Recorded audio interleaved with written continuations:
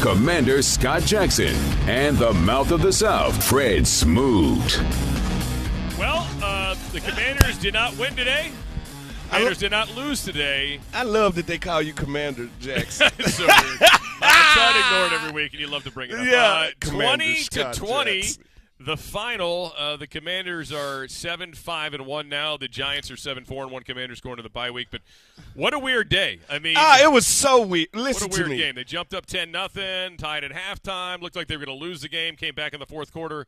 Just to have to say, hey, we tied. It was up, down, up, down. It was one of those emotional roller coasters. It's like when you do something with great expectations and something else. Hey, it's like waking up to that tall cup of coffee and then you get on the beltway. All right, now you're trapped. All right, it's like, all right, I don't know that I'm in this situation until I'm in this situation. And right now, it's like, how should I feel? Like, I don't feel bad because we didn't lose. Right. I don't feel good because we didn't win. I don't know, Jack. I don't know how to feel. Feel kind of medium, as your old coach Jim Zorn would say. Medium. Keep it medium.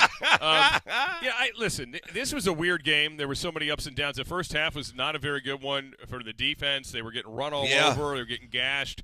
The Giants, had 206 yards, and they barely got over 300 for the game. They had a great second half defensively. Crazy. The only half. touchdown the Giants got in the second half was a short field. Offensive line was brilliant in the first part of the game, then looked really shaky. Yeah. In pass protection in particular as the game went on. But again, to get out of it without a loss is positive. It's just frustrating that they could not get a win out of it. But certainly some good things to look at and talk about from this one. From a Commanders-Giants 20-20 tie. And in terms of the, of how things work with the playoff picture, since you can get them in 2 weeks, it really doesn't damage you. I've been saying, and it makes the next game everything. Yeah. That's almost in this one, winner takes all. All right? The game first in 2 weeks one, FedEx, the first one was none and void, and now this one right here, and we get them at home, and we get them out there bye week. All right, so we will be healthier. I like what I saw from Sam Cosmi while he was playing guard. That, I think, give us a chance to do stuff like run screens and run swag, stuff like that, because you can get a guard that can get out there and run with the guys instead of an older guard that ain't as mobile as the other one. But I thought I seen some good, the bad, and the ugly in this. Yeah. Passing-wise, I think it was Heineke's best passing game of the year, would you say? In a while, yeah, absolutely. I thought, again, he had a solid first half. They had a down part. Look, in the fumble, a lot of that was on the protection. There wasn't a whole lot he could have done. The empty hand one almost, I thought, was a forward pass, but they called it a fumble. But they didn't do him any favors with the pass pro. But as you said, I thought, he makes a huge fourth down play to Samuel to keep that drive alive. Yeah. The touchdown by Jahan Dotson was like out of a video game where what's the button you hit? Is it the X button? Oh, it's the X button. Yeah. It was spinning and spinning. Anyway, it was incredible. What's the last game you played? It was Nintendo 2. Tecmo Bowl 2. I don't think Tetris. Tetris, right. Pong, I think. I love Tetris. Yeah, Pong, I think, was the game. No, so there were some good things from that department. But, again, it's just, not able to get the W, a little bit frustrating. Look, and the officiating in this game, I'm sure some of our fans will talk about this later. Oh, it was terrible. Let's be honest. It wasn't great. It wasn't great. The PI was wiped away. The official that's looking at the play throws a flag. McLaurin's interfered with by Fabian Moreau at the goal line. They pick it up after a discussion. And, I'm sure Ron Rivera will discuss that in the postgame, but that was a strange First of all, thing. as a defensive back, I've never had a referee pick up a pass interference call. Not for me. It doesn't happen for my kind. For guys that play defensive backs. Right. And I'm sorry, that was pass interference. And that's when everything. And guess what? No team, no coach, nobody come out here and say, you know what, the referees took the game from us. But at the end of the day, like my grandma say, if you don't do a good job, honey, don't expect no tip. All right? Like nobody's tipping this refereeing group after today's thing. At the end of the day, we're judged on how good we do our job. Today wasn't a good a job by the referees, period. All right. Whether you're joining us on Big 100 in Washington, D.C. or around the Washington Commanders Radio Network, you can reach us at 1-800-493-1003, 800-493-1003. You can watch us on the YouTube channel as well on Postgame Live. Right now, we are here for at least an hour or so. We'll get into the locker room. Julie Donaldson, London Fletcher making their way down there from MetLife Stadium. We'll hear from Ron Rivera, Taylor Heineke, and some others, I'm sure. But, yeah, weird feeling as they head in the bye. Sam Cosby had another injury today. Yeah. So it feels like this is really the time this team needed to get in a bye. Yeah. And hopefully we'll get some people back. Obviously, we did not see Chase Young today again. You would suspect that he will be, in fact, playing in a few weeks when they come back. But it's a lot on the pitch count. Yeah, a lot of things going on here with health that this feels like this is really the ultimate. I mean, you're at the end of the line in terms of, like, you couldn't go another week. You got to get out. You had to get this weekend. And could I say it coming at the perfect time? No, because the perfect time would have been 4 weeks ago. Right. But at the end of the day, it's coming at a time where your team needed it. You're not going out on a downer where you lost, but you're also not going out on a high because you still didn't win. Right. So your team still comes in, still becomes focused, but you also know how much this game comes. But you're right. You're talking about Chase coming back. You're talking about Sam Cosby being hurt. You're talking about a lot of people hopefully making their way back. And I think Cole Holcomb is on IR, right? Yeah. No, he can't come back. And that was put on 2 weeks ago. He's missed 2 games now. I'm not sure he's even getting back. So, yeah, there's definitely the injuries have started to weigh on this team a little bit. But good to see some of these players like Dotson, who had been out for a while, make some plays today. That was certainly a good benefit. All right, we are brought to you by Window Nation. Buy 2 windows, get 2 windows free, and pay nothing until 2025. Visit windownation.com. Did I hear something in the studio? Oh, no. That was actually just the talent that you showed on that read right there. That's what it was. I thought somebody was trying to give me directions there. Oh, you don't listen anyway, so well, it doesn't true. matter. Well, I mean, I usually don't. That's a very good point. So the Commanders hit a lot of their, as we call them, their formulas today, right? Mm-hmm. In terms of the time of possession, 41 minutes and 11 seconds to 28:49. They had more first downs. They had more total yards. The turnovers were pretty impactful, and I thought the sack numbers, obviously, were the highest they've been since that Eagles game early in the season when the Eagles got to Carson Wentz. I think it was 9 times or whatever the heck it was in that game. But the Giants definitely did a good job getting pressure, and it looked like at the time just the Commanders didn't know what the assignments were. Well, it wasn't even not knowing what the assignment is. Sometimes the assignment is block the guy in front of you. If you can't do that, I can understand you losing a battle physically. Everybody plays football. But mentally, I felt like we was whipped. I thought Wink Martindale came out there and said, you know what? Whatever they keep in, we're going to go +1. All right, if they got 5 blockers, we're going 6 rushes. All right, that's what they did. They said, you know what? We're going to force Heineke to beat us from the pocket, and we're going to force him to do it with some heat. All right, see, that's the difference. They set heat, and I thought we should have got out to Daniel Jones. The first half for Daniel Jones and Saquon, I thought these guys was going to have some massive days. The only incomplete pass Daniel Jones had is one that he intended to incomplete. Right. Because he spiked the ball. Isn't that crazy? All right, so for the defense to hold in, under 100 between the second half and OT, that says a lot. But couldn't come in a better week when you're talking about a break because I think this team mentally and physically needs it. What did you think I know what you thought. Absolutely nothing. Sitting in the same room with you, so I know exactly what you thought. The last Washington drive in overtime, the first play backed up, and Taylor Heineke, gets blindsided. Yes. He literally gets blindsided and taken down. Somehow holds onto the ball, thankfully. But that just seemed like I was surprised at the play. Like, at least move him or something quick. To drop him back there just seemed a little reckless. Nah, that's Charles Leno right there. I heard I heard them hike the ball. Then I heard Charles Leno holler out, "Watch out!" I heard him. Look at block. He told Heineke to watch out. All right, because he didn't actually block for that dude. No, man, that was bad. And I thought that set the tone and the tempo for the rest of the OT. Yeah. We was playing for the tie. It was survival mode at that point, right? It was Mm-hmm. complete survival mode after that moment. No question about it, because at that point you're freaking out. I feel incomplete. Yeah, I feel eerie. Yeah. I feel incomplete. Now I know when women disappointed in us men, when we let them down. Like, I feel incomplete. Something missing. You feel like a soccer fan. It's a hole in my heart. I don't know, do you celebrate with a beer right now, or do you drink a beer in misery? Yeah. Is it a beer drinking in celebration? Right. Is it a misery beer right now? It's kind of actually very fitting for both of these teams because of where things have been going in the season that they would end up tying this game, right? Because the Giants have been winning these crazy close games. Commanders have been doing the same thing. So it might be a little bit fitting in a sense. And I guess you look at it this way. They're not going to be too overly hyped going into the bye, but you're also not going to be, oh, my goodness, we lost this game. I'm going crazy. But, nobody likes okay. No. If I told you, take me to a restaurant, you'd be like, I want to go to the one that's okay. All right, let's take a quick time out. You're watching Command Center Postgame live on the Washington Commanders YouTube channel, and you're listening to Washington Commanders football. It's fourth down, seconds on the clock. He hands it off, finds a hole up the middle. Clear, nothing. Brian, move! A touchdown for the win. I can't believe it. Pizza, better with Pepsi. You ever wonder why people are always on their phones? They're banking with Bank of America. Look at this guy.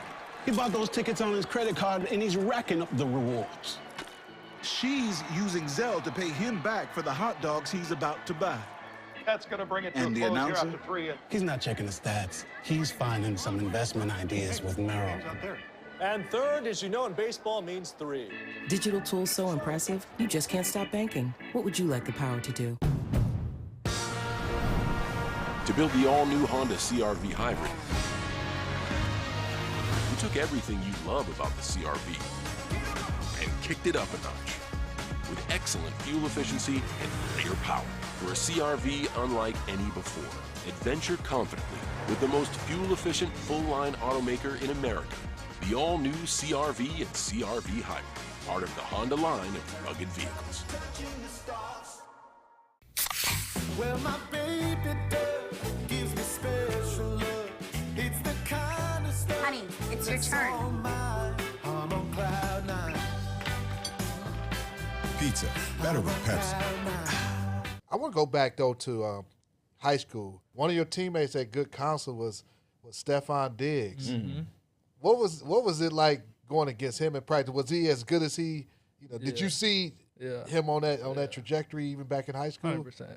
When I grew up in Baltimore. Ended up going out to Good Counsel, and I think my sophomore year we had Steph, but we also had a guy named Blake Countess. He played in the league for a little bit, went to Michigan, and my sophomore year they used to tear me up.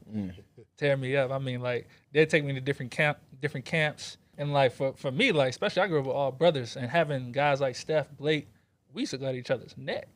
You know what I mean? And it made Friday nights, the games, it made it so much easier because I'm getting my best in practice.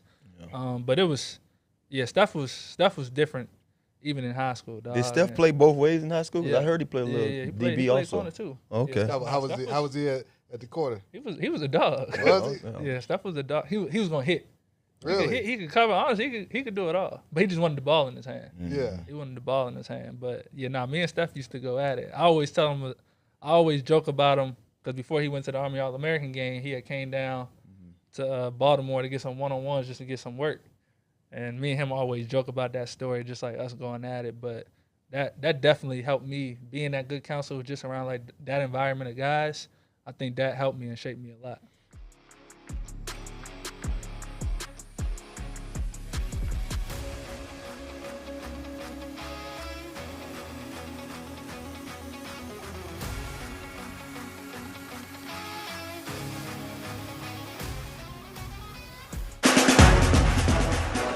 20-20 tie today. Commanders and the Giants will get into the locker room up at MetLife Stadium here in a bit with Julie Donaldson and London Fletcher. Yep. Before we do that, let's tell you about the numbers brought to you by Novak, powering a bright future for you. Final summary, as we mentioned, Commanders 25 first downs to 20 for the Giants. Total yards 411 to 316. Rushing yards, Commanders 165 to 134. Passing yards 246 to 182.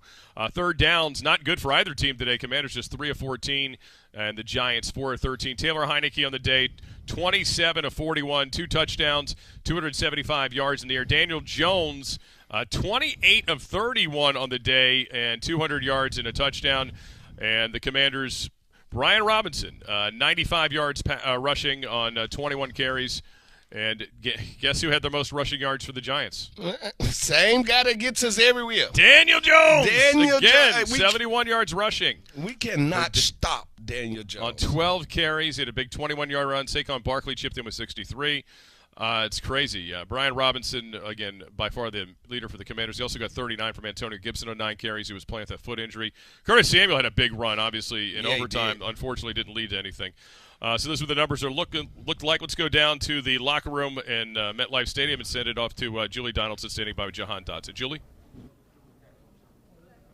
All right, Jahan Dotson here with me. We 5 for 54 with a touchdown, but not a win to get from it. What's the emotions like in the locker room after a game like that? It's really weird, you know. Me coming to this level, a tie has never been a thing to me. So it's definitely weird. You don't know whether you're mad. I don't know. It's a really weird feeling in the locker room right now because, of course, we want to come out with a W, but we just got to move on and get this bye week under our belt, get our legs back, and we got them back again at home. You do get back in the end zone. I think it's been a while we've had to wait going through injury, then just getting back in the offense. What is it about Taylor Heineke and that last 2-minute drive that you guys are able to just really bring back extra life and tie the game up? Yeah, we have a lot of weapons in our room, and, you know, Taylor gets us the ball. That's what he does. He makes plays happen. Converting a lot of fourth downs. The one to Curtis was big for us. And then just giving me the ball and trusting in me, and then my natural instincts just kicked in, and I got in the end zone. All right, leads the team with 5 receiving touchdowns. Congratulations on this. Thank you so much, Jahan. Yep, thank you. Safe flight home. Thank you. We have head coach Ron Rivera here as well, so we're going to go ahead and bring him on in. But as Dotson was saying, it's definitely an unusual feeling having a tie, and I'm curious to get Coach's take on this. So, Coach Rivera, let me ask you, you go through it. It's such an emotional game, and it's so back and forth. You get there, you tie it in overtime, and you end with a tie. Yeah. How do we emotionally process this one? That it didn't hurt us. Okay, it didn't hurt us. It's got a chance to help us, mostly because we played these guys again, and they're really who we're battling for one of the playoff spots. So tying against them may not be the worst thing. The best thing that we could do now is we're going to play them at home. We got to do everything we can to win. Coach, officiating a couple questionable calls. One in particular, there was a pass interference thrown on a deep ball to Terry. The officials got together and decided to pick up the flag. From our vantage point, my vantage point, it looked like the defensive back clearly impeded Terry's progress and ability to come back to the ball. What did they tell you and the reason why they picked that flag up? Well, they didn't feel it was an egregious move to prevent Terry from getting to the football. And I wasn't quite sure, as the explanation, because I didn't get an opportunity to see it. But if that's what happened, then, I wish they'd have kept it down. There's probably a lot of questions that we could have on the officiating, but let me ask you the adjustments that you made in the second half, because it seems like, Daniel Jones able to really hurt you with his leg. Saquon Barkley, over 200 yards in the first half. But the second half, they had 5 drives where they only had 1 net yard. What did you do differently? Well, the biggest thing is, Jack and them made a couple of adjustments in terms of responsibilities on the quarterback. Made a couple of adjustment calls in terms of playing a little different defense against their different formations, and I thought those adjustments really worked well for us. One other adjustment, Christian, rookie, he's going to be a really good player. It seemed like he was struggling a little bit, and they were targeting him. Went to the veteran, Danny Johnson, and he played some really good football for us. What's it like having a guy like Danny that you can bring in situations like that? It's really big, because, again, we want to help try and develop some of these young guys, and they're going to get their opportunities. And they're going to make mistakes, but there's a certain point when you get into clutch situations where now, hey, let's put the veteran in there, and having a guy like Danny's been huge for us. You get to the final minutes of the game, and you're in a situation of 4th and 4, and we say, okay, you have to go for this. Like, what else would you do? It leads to this touchdown drive with Jahan Dotson where you tie the game up. What is it about Taylor Heineke in those situations and moments and the decision just to go for it that allow you to be successful? Well, typically because of his athletic ability, because is his feel and knowledge of the game, you can get away with that most of the time. But again, with him, with his ability to create, you got to give him that chance, and that's really kind of how I felt. I had a feeling he would make a play. Coach, really late bye, week 14 for you guys. I know. What's the plan in kind of getting your guys to make the right decisions during this bye week so we can play our best football this last 4 ball games? The biggest thing, London, we're going to do is we're going to have these guys come in. They'll have meetings on Monday, Tuesday, and Wednesday. They'll have light workouts, usually keep their body fresh, and then they're going to obviously get their time off. They're going to have 4 days off. The biggest thing is we've talked to them, just stressed in there, taking care of them. We need as many guys healthy and ready to go during the stretch run. We're in a great position right now, and we control it. We really do. Why? Because everybody we play is a playoff team, and everybody we play is somebody that could be in our way. So we've got to take it one at a time. So as far as I'm concerned, next week's all about getting your rest, getting yourself healthy. Then the following week, as we start getting ready for the Giants again. All right, we will see them once again. I'm not really sure what to tag this off with, Coach. Typically, I would love to be able to say congratulations, but how about congratulations that your team didn't hurt themselves today with a tie? I appreciate that, Julie. Thank you. You got to find some way to put a bow on it. Yes. Okay, let's go back up to, all right, we're going to let you go, Coach. Thank you so much. All right, thank you. So we're going to sit here and wait for maybe somebody else to come outside the locker room, but London, have you been on teams where there's a tie? Because I can't imagine, like I said, we weren't sure the emotions necessarily to go. And Coach seems kind of like relieved because the Giants had their chances to be able to have gotten this win. So it almost seems like just a smidgen of relief with him. Yeah, exactly. I've never been in a situation that I can recall a game ending in a tie. Maybe, I played 256 games, so I may be forgetting about one, but I don't recall a game ending in a tie. The great thing, and Coach touched on it, where this tie didn't hurt us from a long-term situation because the Giants didn't gain anything. We didn't lose anything. We played them in 2 weeks, so, let's hope that we win that ball game because that'll give us an advantage. But, just opportunity to get one, I felt late in the game, and we didn't. But, a tie didn't hurt us. Certainly had their chances, but it seems like the defense on both sides really kind of clamped down late in that game as well there for it. So the advantages of you're going to see the Giants now in just a couple of weeks in the bye week. Guys were saying that, typically in the bye week you might go take a vacation. A lot of them this time were saying, no, they just want to get their bodies right because they are really focused on making sure that they get right to extend the season. But to do that, you really have to make sure that the next time you see the Giants in 2 weeks, it's a win. What do you think is the biggest takeaway that they need to do and work on and improve on for that game? Well, one thing, I'll say this. In terms of, first and foremost, we need to get some guys healthy. We've had a couple offensive linemen go down in that ball game. We're missing some key players. Maybe Chase Young will be able to play once we come back. Montez Sweat didn't return in that ball game, because of possible concussion. It'll give him 2 weeks to get healthy. So first and foremost, get healthy. And Benjamin St. Juste. Oh, yeah, Benjamin. I think that's absolutely huge. You saw how costly it was by not being able to have him out there because he has really become kind of like that shutdown corner. Oh, yeah, we miss Juice and, getting him back on the field hopefully after the bye week. But, again, continue to stay focused, get healthy, get your rest, stay in shape, stay running because a lot of times you feel your worst when you don't do a lot. Some guys are like, well, I'm not going to run around. I'm not going to do anything. I'm just chill. And your body starts to stiffen up a little bit. So I'm sure Coach will emphasize, even during that 4-day period, maybe just getting some type of light jog or something to just keep the body moving. As far as game adjustments, we saw what Marcus Mariota was able to do, and we saw what Daniel Jones was able to do. So you're going to see Jones again. You cannot. This team, he was at one point. He had an incompletion pass at all. Yes. He was able to really gouge you at one point. He was their leading rusher as well. Their skill set coming in.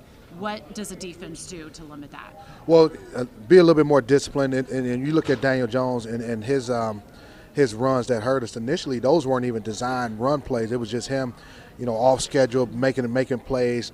After the kind of defense that's taken away his pass and his receivers down the field, he was able to make plays with his legs. So it's just continue to rush with awareness and things like that. Okay, we're going to continue to wait for players as they are coming out of the locker room here at MetLife Stadium. While we wait, and we will also bring you Taylor Heineke as well as soon as he is ready. We're going to now send it, though, back to Fred and Scott. Derby exclusive John Deere Golf and Sports Turf dealer. Well, I like the way Coach summed it up, Fred. It didn't hurt us. 2020 tie. But now, obviously, you got to get didn't help us either. No, but it didn't help it and get ready for the Giants again in a few weeks. We'll take a timeout. Taylor Heineke and others coming up on the other side. You're watching the Command Center postgame live on the Washington Commanders YouTube channel and listening on the Washington Commanders Radio Network. Big one. Dear past.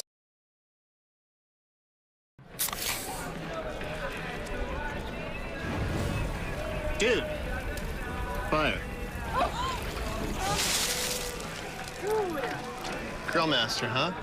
Burgers, better with Pepsi.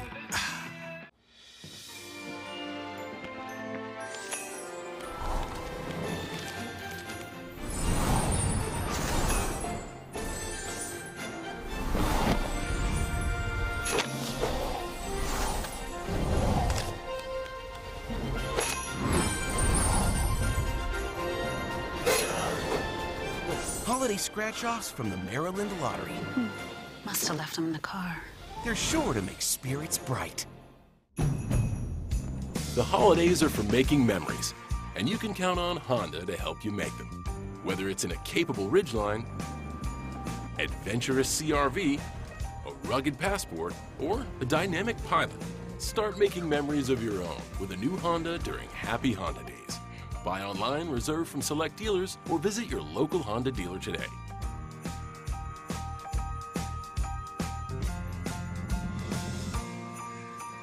Washington Commanders football is back, and so is our BOGO. On game day, buy one large pizza and get a second large pizza for free. Order online or download the app today. Paisanos, official pizza partner of the Washington Commanders.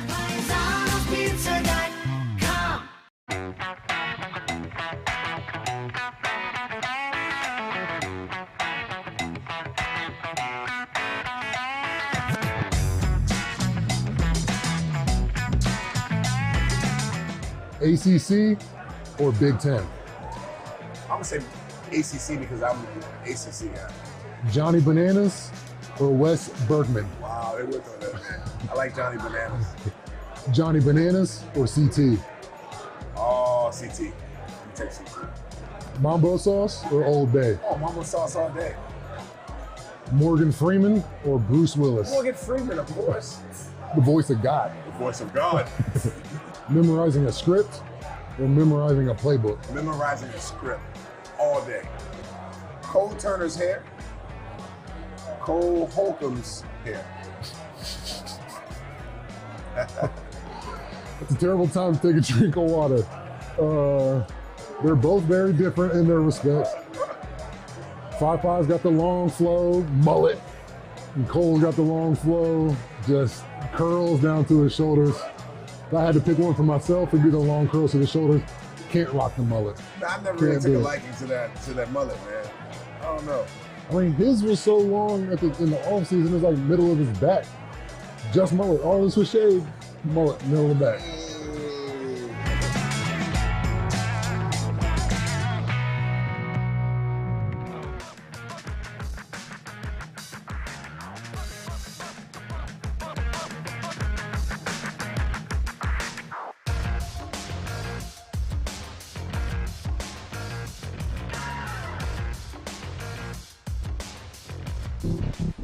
A 20-20 to tie as the Commanders head in the bye week. We head back up to MetLife Stadium where Julie Donaldson and London Fletcher are standing by with John Allen. Guys?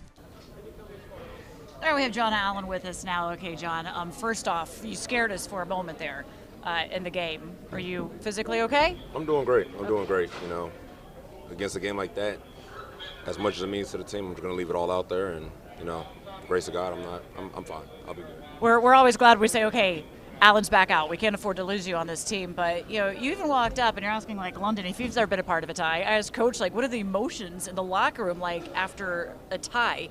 So let me ask you, what are the emotions after this one? I don't think anybody knows right now. I think it's going to be a little more disappointment when you watch the film and we look at how many plays we left out there that could have won us a game. Obviously, a tie is better than a loss, but I don't think anyone's leaving feeling happy right now. You know, in the first half, Daniel Jones was able to hurt you guys running the football, making plays with his legs. What adjustments were made at halftime in terms of not allowing him to continue to hurt us running the football? I think the defensive line just needed to refocus a little bit. Everybody wants to get sacks, and that's great, including myself, and we're rushing the pass, but we just have to understand how teams are going to attack us. They weren't going to let us just rush Daniel Jones. He was going to try to get out the pocket, boost, draws, screens, everything. So, we made the proper adjustments as the defensive line is really refocused. 5 sacks in the game? Four sacks. 4 sacks in the game. You yourself had one. Payne had one. Payne had two. Payne had 2. Danny Johnson, you said, had 1. What is it when this unit does come together and they do make it? I mean, it's not just the sacks. It's making the quarterback uncomfortable as well. Yeah, when one guy gets it going, we all start to get it going. And Payne got it jumping early, and I'm just really happy for him. He's finally getting the credit he deserves. I'm glad to finally see him have the success on the field that he's been working towards. And this unit, I'm really proud of us, the way we played. Obviously, we got to be better in aspects, but this is a fun unit to be a part of. Having a bye week happening so late, week 14, what's your plans going into this bye with it being so late in the season? Get our mind right, get our bodies back right, but most importantly, we got to stay in shape. We got to stay ready to go. Because as soon as we get back, this game's going to be, I guess, worth double now. How much does it help having played the Giants now? You've got the bye week and knowing that you will face them again. And what adjustments do you need to make sure that we're not talking about a tie after this one? It means a lot, man. We have 2 weeks to prepare for them, and if we have a tie after next week, I don't even know. I won't even know. So, guys got to get healthy. We got to get back right, and we got to refocus. It's life in the NFC East against your division foe. Thank you so much, John Allen. All right, let's send it back to Fred Scott. Julian London. Before we move on, let's pause 10 seconds for station identification. This is the Washington Commanders Radio Network.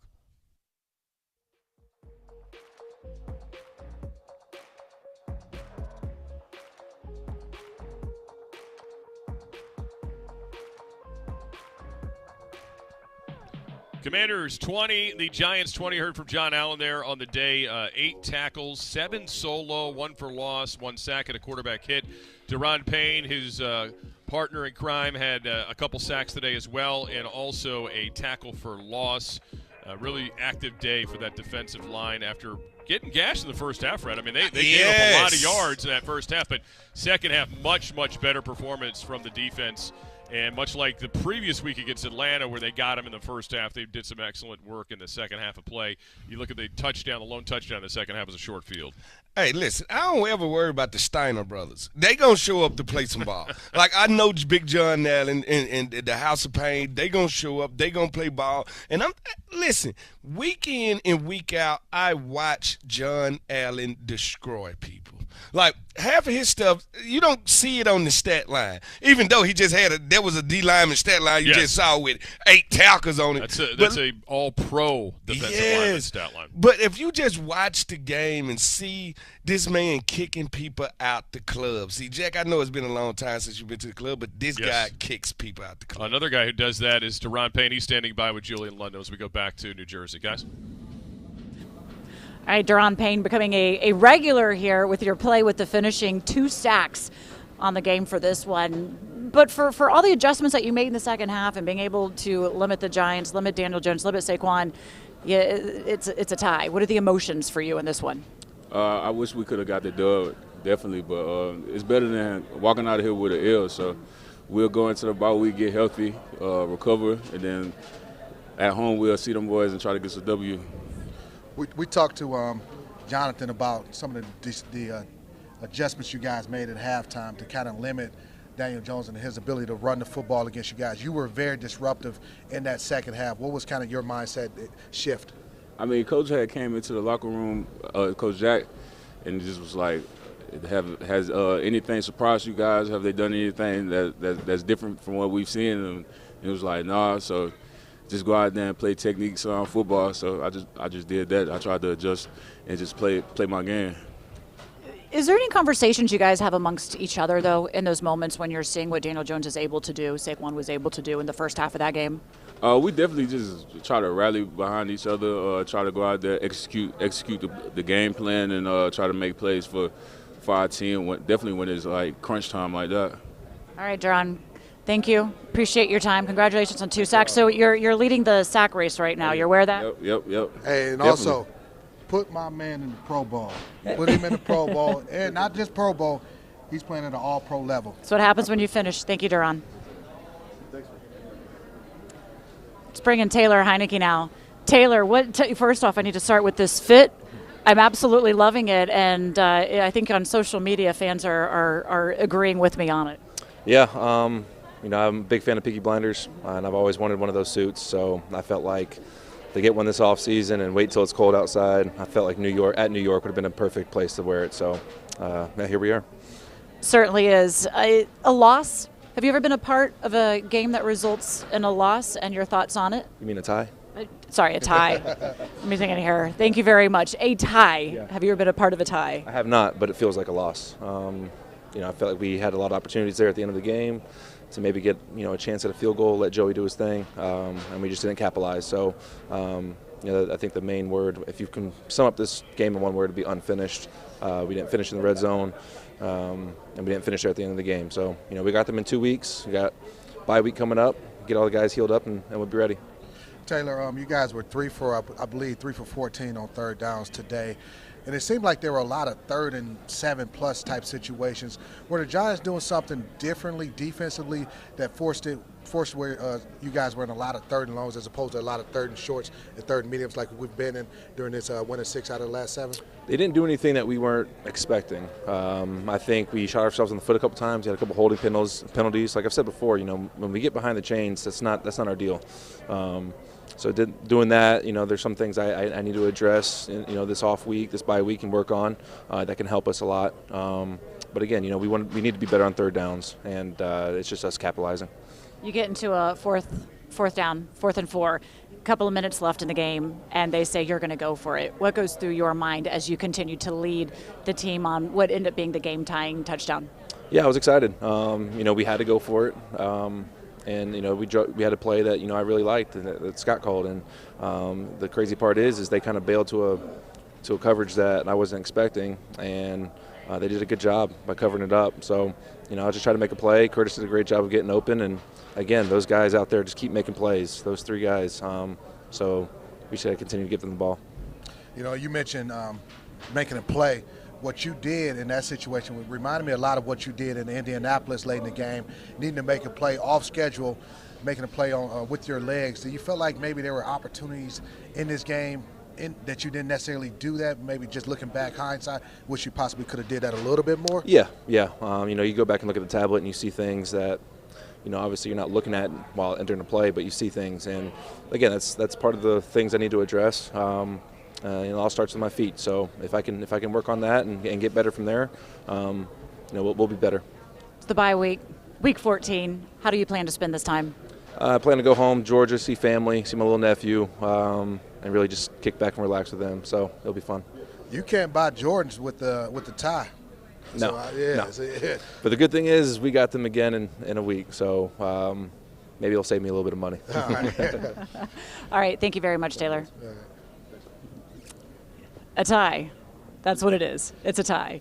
And we'll see again this team in 2 weeks with the bye week coming up here now. That's it for us here from MetLife Stadium, but we do send it back to Fred and Scott. All right. Thank you, Julie. Thank you, London. Tim Yes. Lahike. What do you think of Taylor's new look, Fred? I enjoyed the suit. Got a little Sharp style look. going. He looked like he was just part of the mafia right there. Yeah. It was one of those suits, like I got to go get the job done. But they're right. This tie is – it's like me telling you, you know what, I'm finna go to the grocery store and get some pumpkin. Right? Like nobody says, I'm finna go to the grocery store and get some pumpkin. Nobody eats pumpkin. Nobody eats pumpkin. Somebody's eating it because they're selling it. Nobody, listen, for 2 months, I'm going to tell you how bad pumpkin is. Your mother will let you play with it. Carve faces in it for Halloween. Right, true. You're like, play with the food. Like, nobody says, oh, I can show you a pumpkin sandwich right about now. Like, it's a useless vegetable. Actually, it's a fruit because it got seeds in it. So, there you go. If that. News you can use from Fred Smith. Thank you. That and the reverse toilet that he was right about in Australia. You were wrong about Antarctica, but that's all right. I was right about Antarctica. No.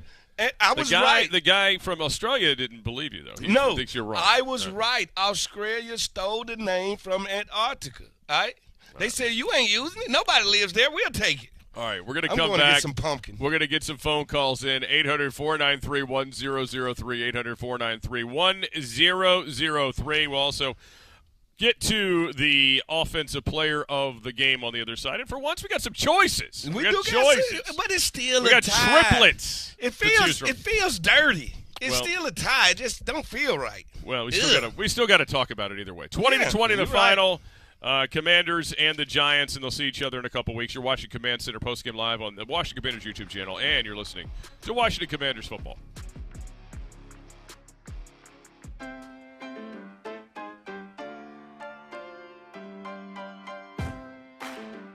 From selecting the perfect produce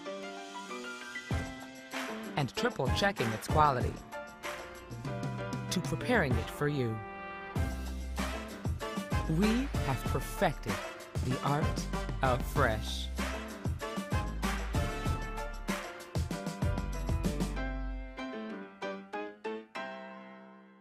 One bag. The winter play was really coming together. Until disaster struck. Tensions were high. Luckily, replacement costumes were shipped with FedEx, which means Mr. Harvey could picture the perfect night. We're ready for the holidays, so you're ready for what's next. Come on, Mr. Sanders, focus. Jamie Foxx, what's up, my man? What up, Barry?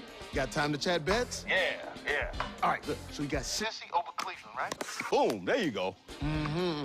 Now, parlay time, would you put Miami in with L.A., Vegas, and Oh, Denver? no. Terrible. No? I was feeling that, though. What did Jamie Foxx want? Oh, I've got no idea. Come on, serve it up.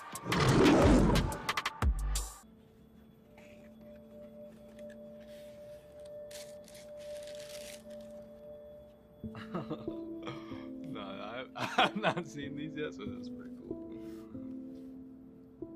This was like a shout out to my mom, you know, with my mom going through cancer, really tough on her, and I really just wanted to give her a shout out and let her know that I'm recognizing her with this game, and what better way to do that than with a partner with the American Cancer Society. Basically, the cleats I wear every week, but with a little remix to them. Got the pink going on at the bottom. Got American Cancer Society right here. Then got my mom's name right here. Real simple, but very touching and effective for me. So it's big to just be representing my mom and having her name on my cleats when I play the game that I love.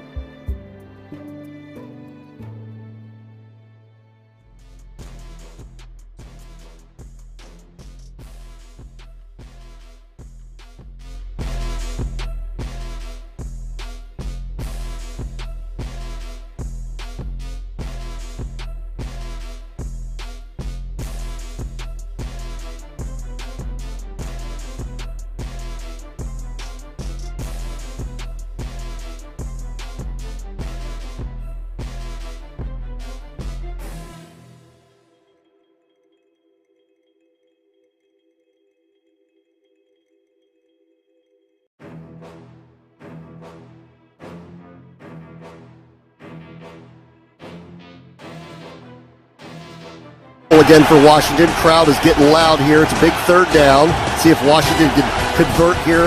Giants break 5. Pressure off the edge. Heineke throws back towards Terry McLaurin, who bends back, makes a catch at the 10, gets away from a defender and goes in! Touchdown! Touchdown Washington! And he's doing a little jig there. Look, he could even walk right on in there. We've wanted Terry McLaurin to not just get the ball, but to get in the end zone. You live by the blitz, you die by the blitz. That time the New York Giants, they're bluffing short, and they bring extra pressure, but you get one-on-one coverage with Terry McLaurin, and Taylor does a great job throwing the sidearm to him, and you're not going to tackle Terry McLaurin in most situations on a one-on-one, and the Giants found out right there. No, if you are going one-on-one, I'm betting on Terry all day long. This is the official Washington Commanders postgame show. Here are your hosts, Scott Jackson and Fred Smoot. 20-20, a tie. Commanders and the Giants today. Bram Weinstein, Julie Donaldson, London Fletcher on the call there. That is your offensive player of the game, Terry McLaurin. He had 8 catches, 105 yards, and a touchdown. That was a beauty. One-hander from behind. Yes. Brought to you by Victory Van and Moving and Storage, delivering excellent service for 75 years and a proud partner of the Washington Commanders. Hey, that's the easiest way for Heineke to keep his job. Throw the ball to Terry. And that's what he's been doing. 12 targets today. There you see the numbers and 1 touchdown. Terry McLaurin, big-time day. It was great to see Jahan Dotson more involved. But I think Taylor, when he was talking with the crew a little while ago, nailed it. I think a lot of what ailed this team from getting a win today was the penalties. They would have momentum. They would have this game-breaking penalty. I'm with. Look, I think London's right. I don't understand how you pick up the flag on the PI on McLaurin. I mean, how do you know he would have gotten back to him? I mean, he's trying to come back to the ball. You've impeded his ability to get back to the ball. The ball falls a couple yards short of him. You don't know if he could have gotten it. They had made their mind up what they want to call on that one. They didn't even consider. Look at it. If you look at that play, it was an easy play. But again, you threw the flag. Like, why are you picking? And why is somebody behind the play telling the guy who threw the flag to pick it up? That's what I'm saying. It didn't even need discussion. Right. Like, sometimes it don't even need discussion. Do you trust this guy in your crew or not? Is he a professional ref or not? If he isn't, then get him off the team. I mean, I don't know. Very frustrating, but Commanders tied it up, and as Ron Rivera said, hey, you just got to go beat him the next time around. It doesn't hurt you at least. So that's where things stand. We'll look at the rest of the playoff picture later on in the show. Let's also talk about fixing NFL overtimes, if you like, on the fly. We're going to have to. In addition to talking to us about the game, 1-800-493-1003, whether you're on Big 100 in D.C., wherever you may be around the Commanders radio network, or the YouTube channel. Is there a player that says that on the team kind of different, do you think? Yeah, most definitely. Maybe last name Young. I like how he says it. Big 100, the Big 100. Big 100. All right, let's get to Lou in Silver Spring. Lou, how you doing? Hey, guys, Lou, thanks for taking my call. I got to start taking baby aspirin to watch these games. It's getting ridiculous. So I'll try not to be too negative. But it kind of feels like a gift to get out of this one with a tie. What's driving me crazy, I think, is just not capitalizing on the opportunity. We could have put them in last place today, and we just didn't get it done. I think the drive before the half, the drive coming out of the half, and the first drive in overtime, those are all opportunities to either extend our lead, put the pressure on them, or to win the game in overtime. Didn't get it done. So I think at some point Scott Turner has got to be able to call a game that's going to yield more than, 17 points. At some point you got to score 24, 27 points against good teams. So hopefully we can get that worked out. But thanks, guys. I thought Scott Turner called a pretty good game, if you ask me. The one play I absolutely hated, though, was the drop back in the overtime, backed up to your own end zone. But if Charles Leno block his man. Yeah, right. And there is just some things you have to assume your players are going to do that they didn't do. Yeah. Wasn't a particularly good day for the tight ends blocking or the tackle. They're paid to block. Yeah, right. At the end of the day. So I'm going to give him the credit to say, he'll do his job. So if I look at the whole job that Scott Turner did today, I thought beside the penalties, I thought it was a well-called game. I thought Robinson broke runs. I thought he got the ball to Terry McLaurin early and often, like I always want. He got Dotson into the game. I would like to see a little bit more Curtis Samuels. But, I thought for the most part he called a pretty good game. By the way, how big of a play was it, that boneheaded taunting penalty?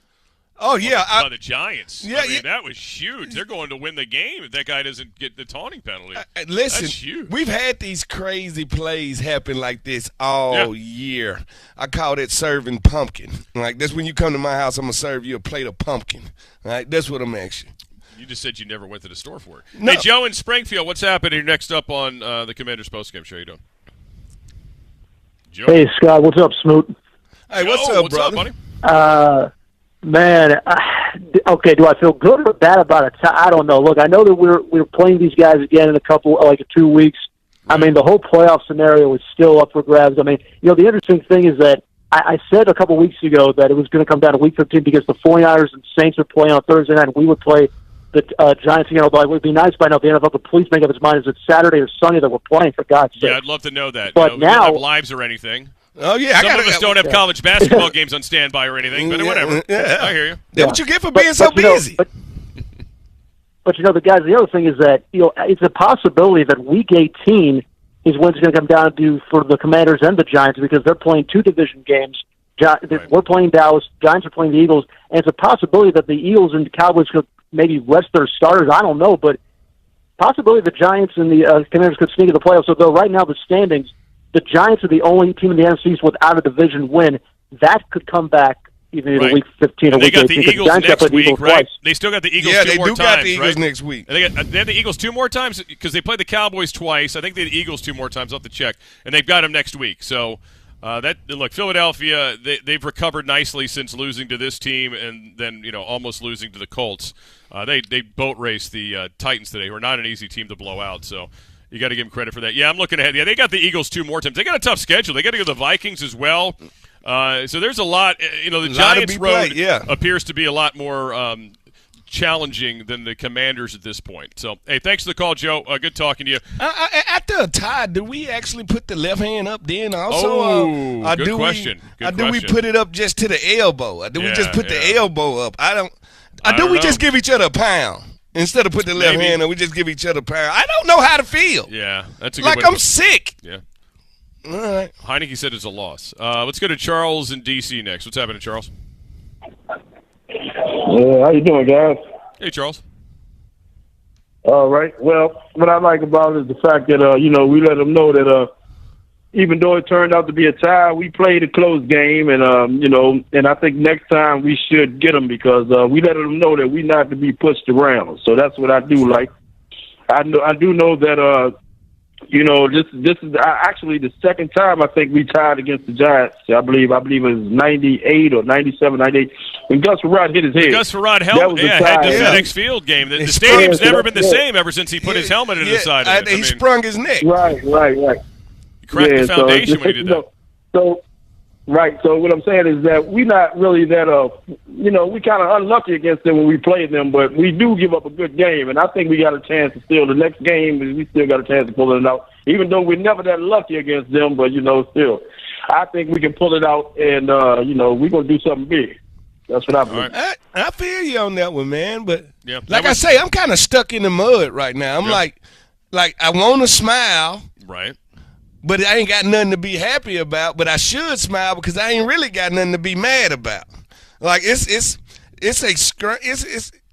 very confusing. It's unsettling. It's very unsettling to have to feel this way. Like I want to smile, but I know I ain't got nothing to smile about. Can't talk no trash. Right. Like what can I say to a Giants fan right now?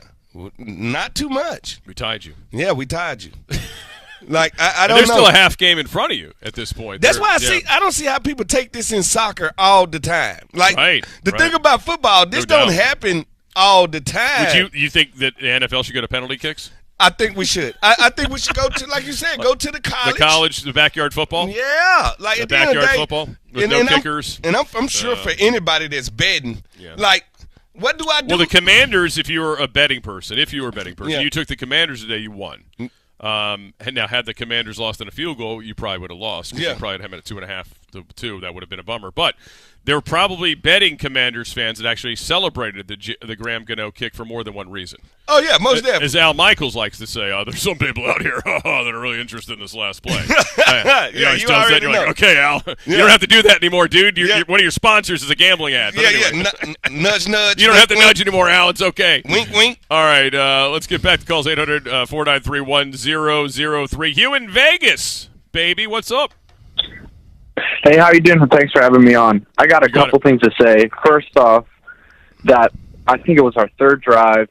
It was 4th and 1. It looked like 4th and shorter. We decided to. It wasn't our own field side of the field within the first quarter of the game. We decided to punt it. Giants come back and score a touchdown. I think that's a bad decision. Also, 3rd and 8 in overtime. Within our own 20, we decided to run the ball. That's a bad call. I think that's a bad call. We got to trust Heineke. He's been playing balling his butt off the whole season. I think we got to trust him with that. Also, what was that block in the back call? That was horrible calling. Oh, that was a bad call. Thanks for having me on, guys. Yeah. The guy's falling into Logan. Oh, yeah, and they collide, and it's a block in the back. The guy was on balance, first of all. He was not going to make a play. No, it wasn't going to make a play. Bad call by them, and they had just called a holding call on him earlier. Now, I think he deserved the first one. I thought he deserved the first one. Yeah, but the second one, not so much. And we can go back and point at a lot of penalties and a lot of missed opportunities and a lot of things in this game to say we could have won this game. Think about this. We are simply the toe of Joey Slye, like, away from winning this game. Like, people forget he missed that field goal. Yeah, like, come on, man. Like, so it's so much in this game, and that's why I say I'm stuck in the middle right here. Like, yeah, I'm truly stuck in the middle right here. I don't know, but at least we got 2 weeks to figure it out. Well, 1 week to figure it out, and then get back to the basics and play this team again. All right, Control your own destiny. Get to Jordan in D.C. next before we take a timeout. How you doing, Jordan? Hey, what's going on, fellas? What's up, Jordan?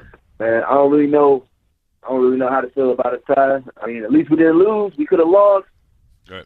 But man, I swear, this old line, they got to step it up because I swear you got to be able to block. Like, you can't just let a guy hit Heineke like that. So that's all I really got to say. Thanks for taking my call.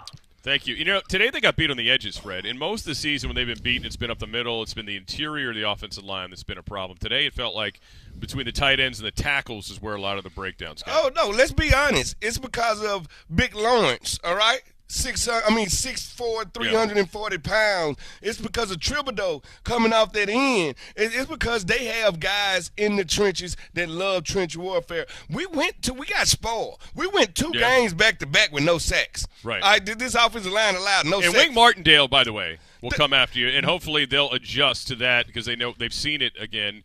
In a real game now. I mean, they only saw him in the preseason the last couple of years, although he did blitz in the preseason too. If you get a nickname like Wink, you already know that this guy. What was your favorite game show that he hosted? Mine, I think, was I can't remember any of them now. But, you know, Wink Martindale was a game show host. Oh, was he? Yes, he was. He was never on The Price is Right? No, he was not Price is Right. It was like... It was The Pyramid? Nah, might have... I don't know. Wink Martindale. I'm going to have to check now. American DJ. Was it Family Feud? Yeah, not Family Feud. He had a few other ones, but he was a radio personality How first. would the Jackson family... Tic-tac-toe. Oh, tic-tac-toe. There you go. All right. How would the Jackson family do on Family Feud? High rollers. Oh, we'd be great. We'd be awesome. My family? Like, oh, yeah, very good. Yeah, absolutely. Yeah. All right, if you had to pick somebody in the family who you going to be like, because somebody got to let the family down. Yeah. Who would it be? Would it be you going to let the family down? Would it be you? Well, it's usually I'm usually the one that lets the family down anyway. So, yes. Yeah, absolutely.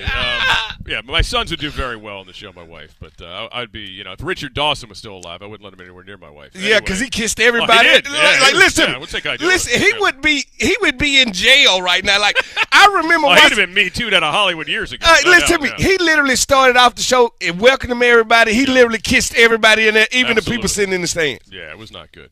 Very creepy. All right, 800-493-1003, 800-493-1003. We'll get back to the calls. Also get into the YouTube chat. The YouTube chat is on fire Yeah, today. it is. Nobody knows how to some feel. of these things. We talked about some of them. We'll get to others as well. Some did not like the refs. Some didn't like play calls. Some hate overtime. Well, who doesn't hate overtime? I hate overtime. The we'll rules talk about are it all terrible. coming up next, and we'll hear the rewarding moment of the play on the other side, as well as the Commanders and the Giants end up in a 2020 tie. This is, well, you're watching Commanders YouTube postgame on the Washington Commanders YouTube channel and listening to the Washington Commanders Radio Network.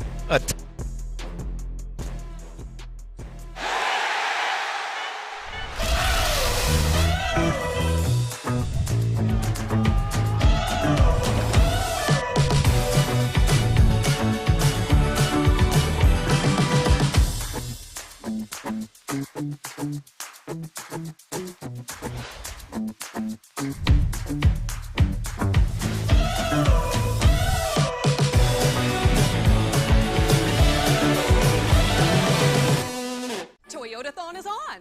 It's the most magical time of the year with great deals on Camry, RAV4, and Tundra. Where's the Tundra? The elves borrowed it. What? Keep them coming! Right now, choose an all-new Tundra and take 4.29% financing. Or check out a rugged Tacoma, now with low 3.49% APR financing. 'Tis the season for Toyotathon. Toyota, let's go places. The modern world is a digital world. At home, at work, or on the go. We rely on data every day. Losing it can result in lost family photos, lost business, or even a lost job. Want to avoid these problems? You need cyber protection, where backup and cybersecurity meet. Only Acronis offers backup solutions that also stop ransomware before your files are damaged. It's easy, efficient, and secure cyber protection for all your data. Try Acronis free for 30 days. Go to acronis.com today for modern cyber protection. You look at the young guys, man, the growth of Derek Forrest, Defoe, St. Juice, Cam, another young guy only in his third year. What's it like just seeing those guys develop and play at the level that they're playing at? Yeah, I love it, honestly. I know me and Bobby, we always joke about, I remember being a my first, second year, and I'm looking at the older guys. They doing all these long stretch routines. And I'm looking at them like, man, like, oh, older than I don't know what. And like now I got them looking at me the same way. But I think the biggest thing is just like the confidence they coming out with. You know what I mean? Like, I know Juice. Anytime we see him hit that celebration, we love it. You know what I mean? Because he locked in. He confident in what he does. And we just try to get him to play to his strengths, and that's something I think he's been doing this year. And even Defoe getting around the ball. And we stay on Defoe, just his energy. The way he plays, the way he runs around the field is contagious. And he a hit, too. Yeah. I know my oldest brother, he texted me I think yesterday, talking about Defoe, just like how you can feel it. He see it. You know what I mean? You can feel it, you can see it. And, me, as corner outside looking in, seeing him run around the field, I want to hit something too now. You know what I mean? And just that contagious energy that he brings on the field, you know what I mean? I think the biggest thing is just the confidence.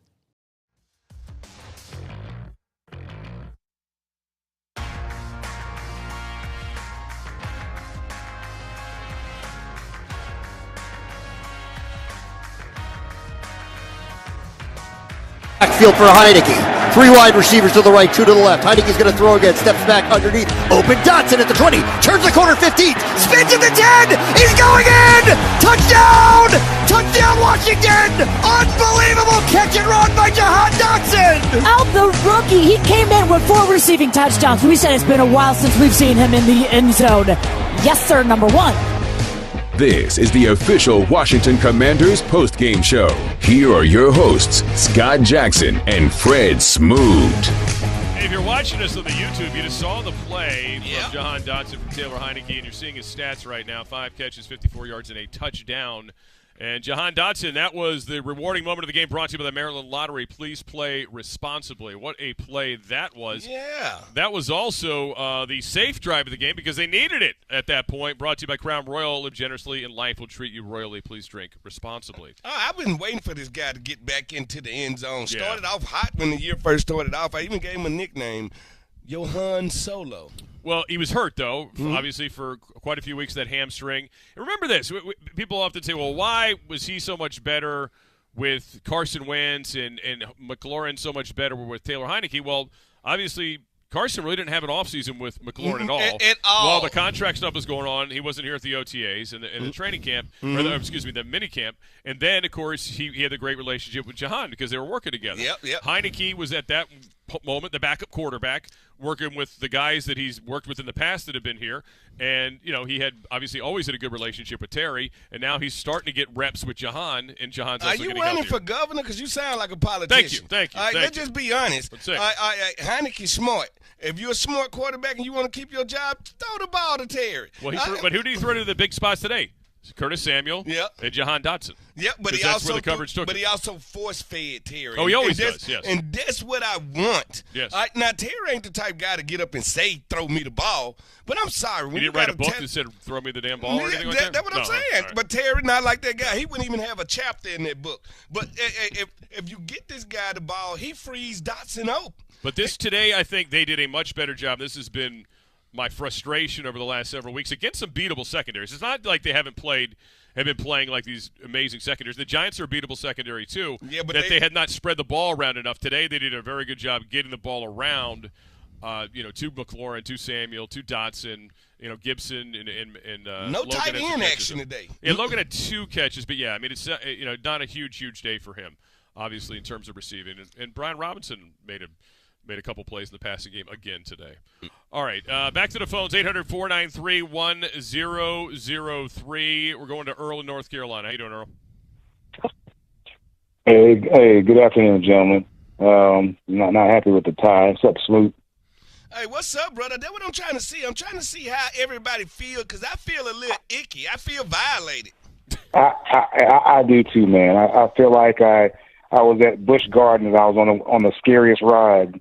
And when Heineke goes back, that's how I feel. When he goes back and does a drop back, I feel like I'm on the scariest ride at Busch Gardens or something like that. I feel like I want to scream or something, But yeah, I'm not happy with the tie. Of course, I just think that, I think he set up the run game real well. The run game was outstanding. He called a great run game, but I just wish he would utilize Heineke's legs a little bit more on the RPO and a few more boots. You know what I'm saying? I wonder. Do you think he's good at the RPO? At least try to move the launch pocket. Huh? Do you think he's good at the RPO? I think he's good at the RPO because to be good at the RPO is really like being a point guard. It's about ball handling, and I think he handles the ball well. And I think when people say RPOs, they just want to see him more run pass option. A bootleg is a run pass option, and I think that. And you said it. He used to be kind of reckless. Yeah, but he never was an RPO guy. He's always been a scramble guy. Yeah. In college, he didn't run RPO in college. He was a shotgun spread offense player.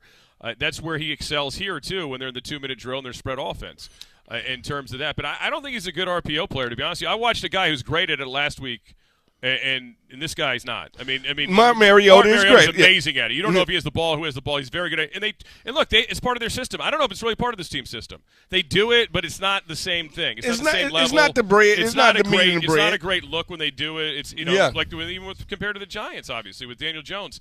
I don't know if that's what he needs to do. I just like to see him scramble more often when the C's part.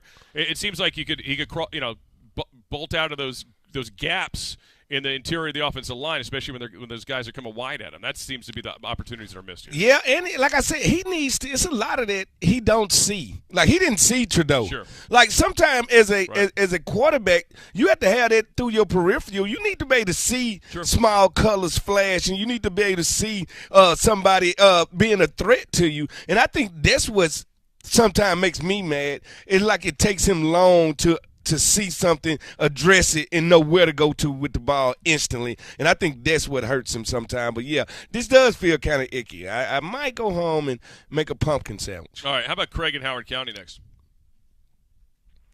Hey, guys, how you doing? Good, Craig. Thank you for taking my call. I just have a question. On that last possession we had there in overtime, it was like 9 guys in the box, and it was like Ray Charles could have seen the play coming, and all we needed was about, 8 or 9 yards to get into field goal range, and we didn't do it.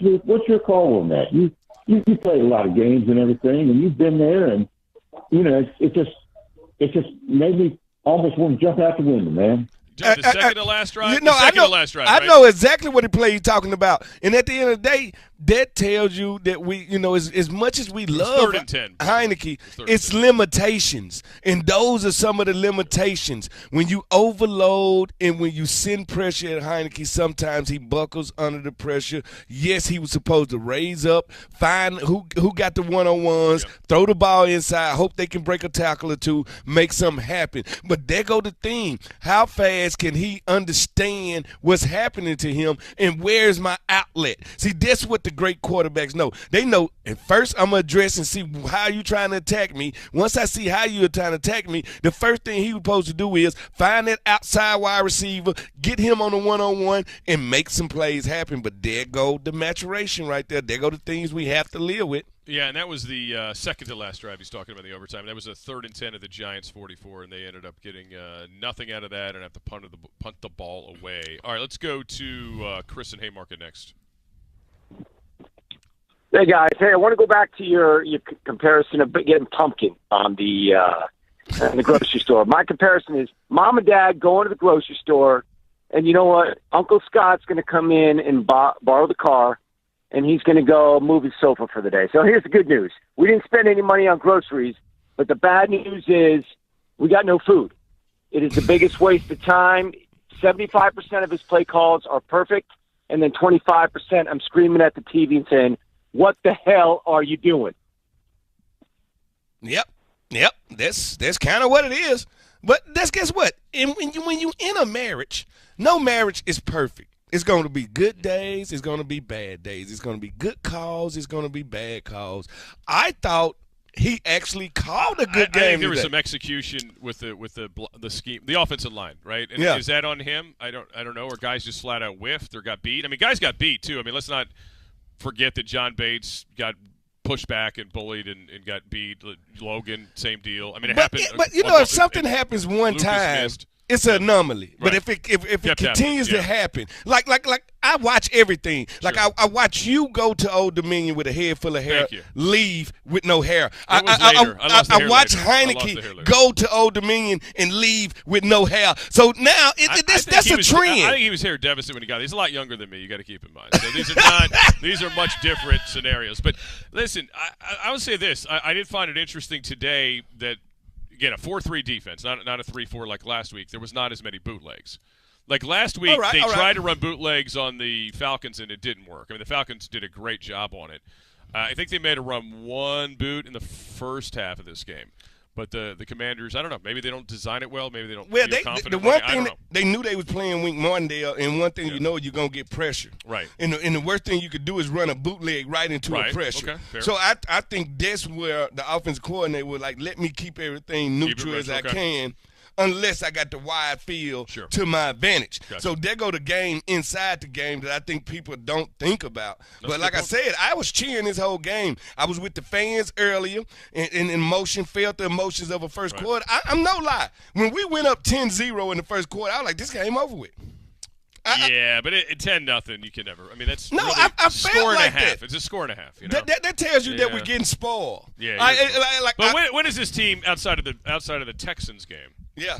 Anything been really easy, and even that people were mad because there wasn't more. Man, well, you know what? I'm one of them people. I take a win however it comes. Right. Like I said, we're lucky to get out of here with a tie. Like it was times where the Giants touch and go there. I mean, until the last Graham Gano kick. I mean, the camera angle was so horrific. By the way, I thought he made it. I mean, because he was so up high, and I'm like, oh my gosh, it's coming right through. I didn't realize he was like 10 yards short. Yeah, like, the camera was so high up. Yeah, I didn't realize it. But anyway, no, we had our chances to lose this game. So we're lucky to get out of here. And then you got to realize that the New York Giants still don't have any divisional wins, and they've got to play the Eagles 2 more times in addition to the Commanders at FedEx in 2 weeks. We just don't know what day yet. Yeah, could be Saturday. Yeah, we could be Sunday could night. Be a could Tuesday. Be Saturday night. Anytime. Who knows? Well, the NFL, when they feel like it, they'll let us know. NFL is king, my friend. Ronnie in Bama.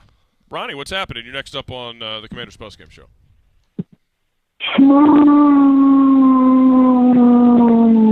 What's up, fellas? What's up? What's up, brother? Tell us how you feeling about this tie. Hey, look, am I the only Commanders fan that's happy? I mean, is that crazy to say that I'm happy we didn't lose? Yeah, I mean, I could be happy about that. Yeah, yes. but they also kind of mad we didn't win. Right. Well, I get that, and to be honest with you, I don't know how this is really going to affect our playoff chances, percentage-wise, and I know we got the bye, and Chase will be back. Let's pray for that. St. Jude's, too. I don't know how it's going to really affect our playoff chances. I'm happy we didn't lose. I'm nervous that we didn't win, if that makes any sense, Well, it makes sense. Well, I mean, Fred, Seattle's winning today, so that could hurt you. But again, the Giants are going to have to play the Eagles next week. You get to play the Giants in 2 weeks, so you've got some help on the way in the schedule. Maybe by tomorrow you're not in the playoff picture, but just let things play out the following week, and you may be right back in. What were you about to say, brother? Talk to me. Listen. Look, first, fellas, I was born into this franchise. Okay, back in 1978, I've watched some of the greats play. Fred Smoot, much love to you. Much love to you. I've watched you live. I was born on the Eastern Shore of Maryland, blah blah blah.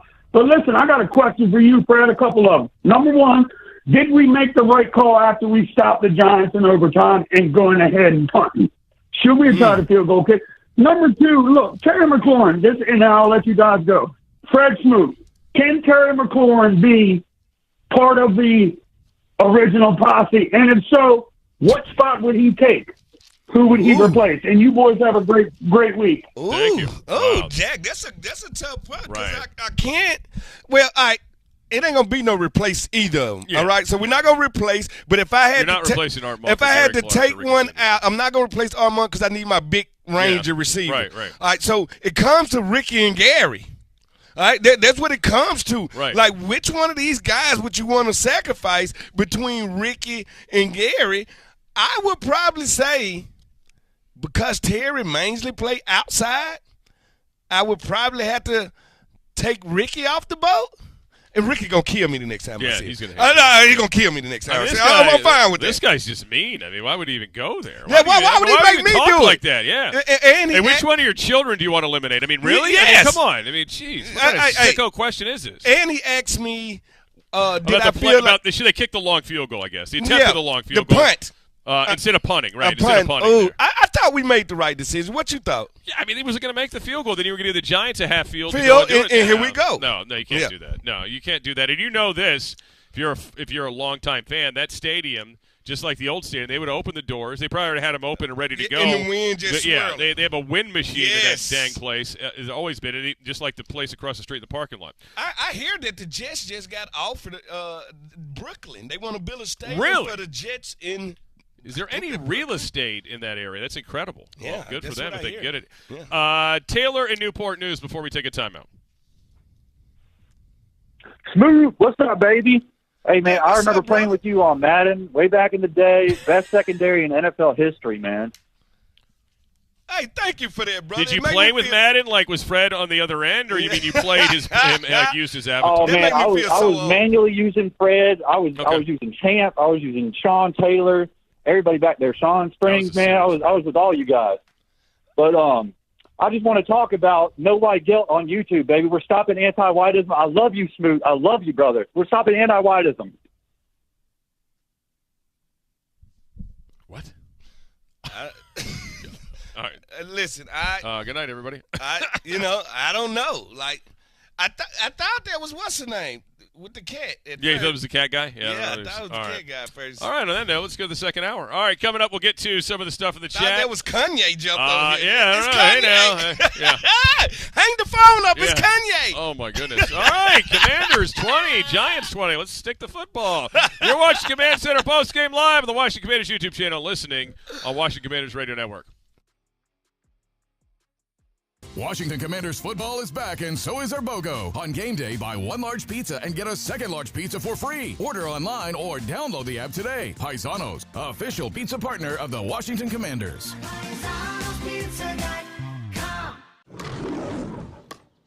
Come on, Mr. Sanders, focus. Jamie Foxx, what's up, my man? What up, Barry? Got time to chat bets? Yeah. All right, look. So you got Cincy over Cleveland, right?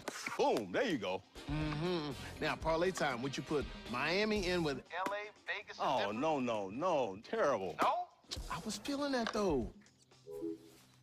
What did Jamie Foxx want? Oh, I've got no idea. Come on, serve it up. You ever wonder why people are always on their phones? They're banking with Bank of America. Look at this guy. He bought those tickets on his credit card, and he's racking up the rewards. She's using Zelle to pay him back for the hot dogs he's about to buy. That's going to bring it to And a the close here announcer? after 3. He's not checking the stats. He's finding some investment ideas with Merrill. And third, as you know, in baseball means 3. Digital tools so impressive, you just can't stop banking. What would you like the power to do?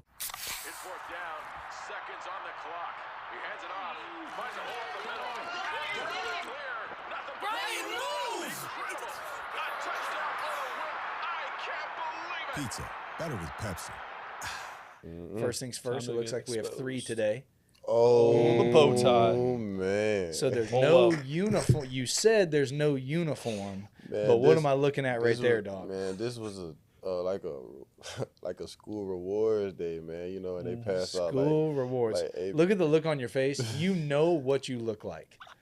B-Rob's got a little smirk, a bow tie, a vest, and a striped shirt underneath. Looks like he's either just coming from a barbershop quartet or he is really dressing to impress. Oh, my God, bro.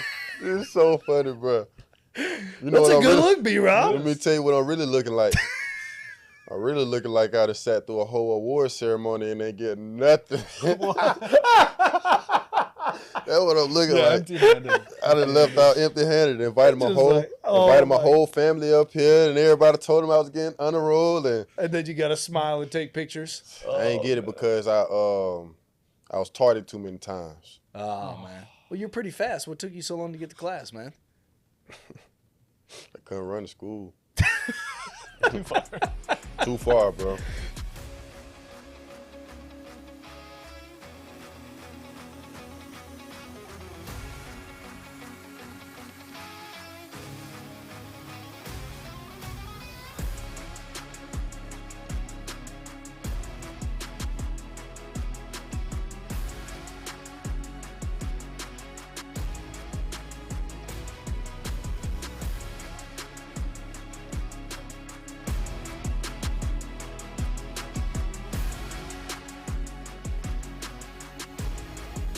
hosts, Scott Jackson and Fred Smoot.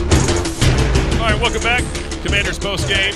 Hour 2, if you're on Big 100 or wherever you may be on the Washington Commanders Radio Network. Thanks. And as you see, we're still here YouTubing it for another segment. If you want to join us here, you can do that. I can't believe you two guys tried to literally take up for Pumpkin. I'm sorry. It's nothing. I think there are some – apparently on the chat on YouTube, from what Ryan tells me, our executive producer, some people are giving some uses of Pumpkin, some of which are for your dogs. In terms of their stomach, digestive system, pumpkin bread. In terms, and I know you love pumpkin pie. There's some other things as well. I guess it's a floor wax as well. No, I'm just kidding. It's pumpkin. All right. Like, listen. If you ever want to meet a useless vegetable or fruit, whatever you want to classify it as, it's pumpkin. You can't save a village by growing pumpkin. You save your pumpkin hate for this time of year. Usually you ramp it up in October.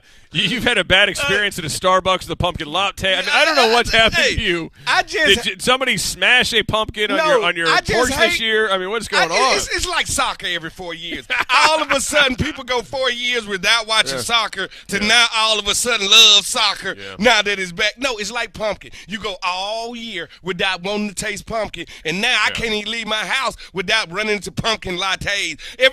Pumpkin spice everything. I even got a candle the other day. Pumpkin. There you go. Nobody wants Now pumpkin. We know what to get Fred for Christmas in the Secret Santa. All things pumpkin. Hey, all I'm saying is pumpkin is useless. All right. That's all I'm saying. Is that what you're saying? You've made it perfectly clear for quite some time. I'm just all saying. Right, let me ask you this. All right, these are from the YouTube chat area. We appreciate you keeping it adult in there. The red zone offense. 1 of 2 today. First of all, my first thought was more opportunities in red zone would be nice. Yeah, it would be. But it was 1 of 2. I think they're for the season slightly above 50%, which is not great. Yep. Of course, the NFL scores it like if you kick a field goal, that doesn't. The success is touchdown, basically. Unlike college red zone rates are count field goals. But anyway, so the NFL, it's only touchdowns. But what do you feel like today? Remember that they got the short field after the fumble. Jamin Davis, by the way, great play, right? He strips the ball, recovers the ball. Yep. They with a club on his hand. Yeah, they run it with Robinson. They get a 1st and goal to go. Robinson gets stuffed for about a yard. They ran a Samuel pass from Heineke, a quick one that only got a couple yards. And Heineke on 3rd down had to throw it away on 3rd and goal. What do you look at the red zone, like what's missing? Like why aren't they cashing in more often than not? I think what's missing in the red zone is Logan Thomas, John Bates. Tight ends are your best friend in the red zone. Bates down there, remember? Yes. Yep. If you want to score a lot in the red zone, you need your tight ends. You need your big bodies. And the reason I need them, for a couple of reasons, I need their catch radius. Catch radius, we love it. And I also need them to be able to block people out, and wide receivers tend to do that. Besides Cam Sims, we don't have that big body receiver to do that. So what you need is Cole Turner to get out there and catch bad passes. That's what tight ends do. Like, you don't have to be perfect with the ball. They would catch bad passes. So if I was running this offense, I would connect more with the tight end, and then I think it's an easier throw for Heineke also. Well, yeah, I mean, you'd think back to last season, I believe him and Logan in the red zone a few times. Ricky Seals-Jones when he was here. Ricky Seals-Jones. And him as well with Taylor in there. It's a good point. All right, now how important? I mean, we saw it today. They picked on Christian Holmes. I mean, the Giants, to their credit, they saw the rookie, and it was like a feeding frenzy to the point where the Commanders got him off the field, thankfully, and got in Danny Johnson. Danny Jones. The pro's pro. I've been asking for years for just a little Danny Jones. Danny Johnson. Danny Johnson. That's all he does is make plays. Your favorite player. That's all he does is make plays. Danny makes plays, man. I'm sorry. He got a sack today. Yeah. The last time he was playing, I think he got an interception. Cleared that drive out. Great interception. All right, so all I'm saying is some players just believe who they are because they've shown you. Danny showed us who he is. You can depend on me anytime you need me, and I'll always be ready, no matter how long it's been. That all being said, hopefully St. Just is back, right? Yes. He was having a great year. I'm missing my juice at breakfast. I need it. I need juice back. I'm missing my juice now, and nobody drinks pumpkin juice. By the way. People want us to talk about the refs. I think we've covered the refs. It was the refs are irrelevant. All right, it's two people who can show up all the time and do their job at such a low level. It's the weatherman who been lying. Oh yeah, the weatherman been lying for years. Because ain't no difference between partly sunny and partly cloudy. They the same damn thing. All right. Now back to these liars. All right, the referees. They show up and they don't do their job, and they good at it. And guess what? This is what I don't like. No repercussions. Yeah. No repercussions. They call and they send an apology letter from the league sometimes. I think referees should be fined.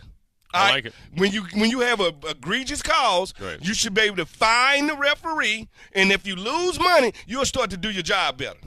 All right, and that's the other problem nowadays. People lose money on these things more out in the open than they used to. Yeah. Listen. There's people losing money on outcomes. They get really touchy about a missed call here or there. Where in the old days, that was like, well, that's your fault. You shouldn't be gambling anyway. It's not legal. But now people are doing it legally. Well, that's what they do, Hey, people been gambling. That will never stop. All right, let's get to this. Before we get to a couple more calls, and 800-493-1003, by the way. All right, the Taylor Heineke question. This is interesting coming off a game where, quite frankly, this is his best game in several weeks. I'm a little surprised we're still getting this, but go for it. Taylor Heineke, does he still give them the best chance to win? I mean, again, he's 6-1-1, or would you go back to the guy you thought in the offseason, the $28 million man, was your guy Carson Wentz, saying, hey, we got a better system in place now, a formula, I should say, and we have better offensive line play, although today at times it wasn't. But. Nah, I'm going to stay with my guy. Yeah. I'm going to stay with my guy Heineke, my prom date, Carson Wentz, the beauty queen.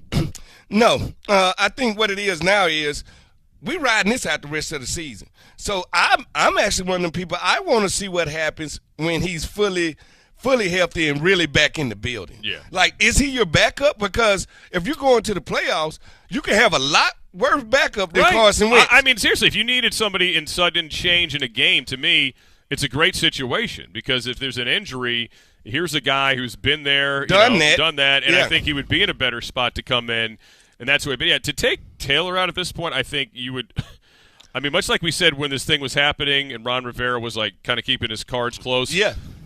Just, again, your team picks the quarterback as it'll be Saban it'll said. be mutiny. Yeah, the old mutiny on your hands. Mutiny. Yeah, I don't think you do it off of a tie. And, again, he did a lot of really good things. I think the few plays you can quibble about, some of it was protection. I actually thought the first pass almost fell under the definition of the first fumble, fell under the definition of, the hand was going forward. Yeah. It looked like it might have been an incompletion, but they didn't really look at it at all. They just went on, and it seemed like it was a quick resolution from New York and said, no, it was definitely a fumble. But anyway. But you're going to get those plays with Tyler. You're going to get those plays with Heineke. You're going to get a couple YOLO balls. You're going to get a couple of hospital balls. Sure. You're going to get a couple of how did he make that throw? Right. So he's going to give you and all again, of these emotions. You're picking out of an option of the options you have, not the fantasy of, Aaron Rodgers dropping in here to finish the season for you or somebody like that. So this is the interesting part of this. I mean, again, just go back in your free time, the bye week, and watch some of the performances prior to the quarterback change and tell me what exactly you're pining for. Yeah, what are you pining for? Well, people always want the thing they cannot have. Now, listen, the third downs have got to get better. A lot got to get better. They've been sliding a little bit these last few weeks. All right. 800-493-1003. We'll get back to calls here in a sec. Before we do that, let's pause 10 seconds for station identification. This is the Washington Commanders Radio Network. It is.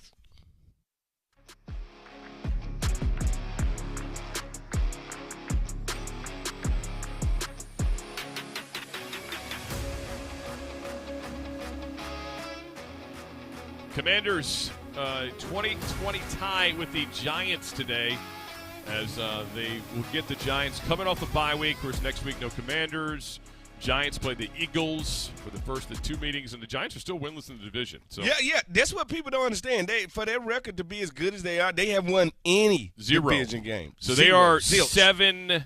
The Commanders are 7-5-1. The Giants are 7-4-1. And again, the Giants could very easily lose next week to the Eagles, we hope, to go to 7-5-1. Maybe not. Maybe they don't. Either way, the game in 2 weeks is huge between these two teams at FedEx Field, whatever it is, whether it's a Saturday or a Sunday. Yeah, it doesn't matter. And we'll find out at some point, I hope. All right, let's get to D.C. Greg is waiting for us. What's happening, Greg? You're with us here on the Commanders Postgame Show. Hey, what's going on, guys? Thanks for taking my call. You got it. Big 100.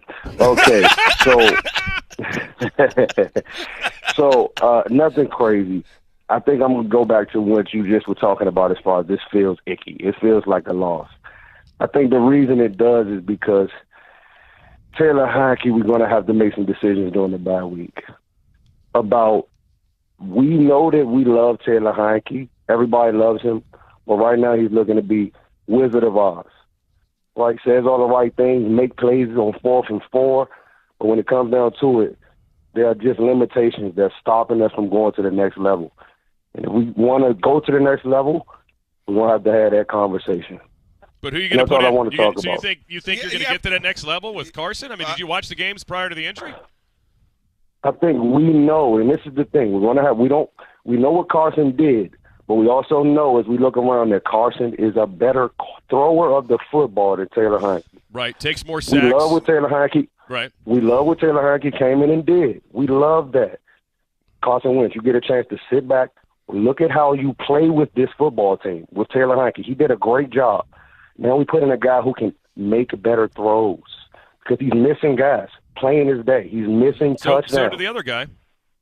Yep. Yeah. And he was terrible on third down. Worse than this guy, actually. Threw high. I mean, threw behind. I mean, he's inaccurate. I mean, that's why catch radius became a buzzword in the training camp this offseason because of him. I mean, it's not like, again, it's not like Aaron Rodgers dropping in this team. I mean, if it was, sign me up for it. But it's not. I mean, what do you have? What's going to work? And, yeah, the margin for error is tight, no question.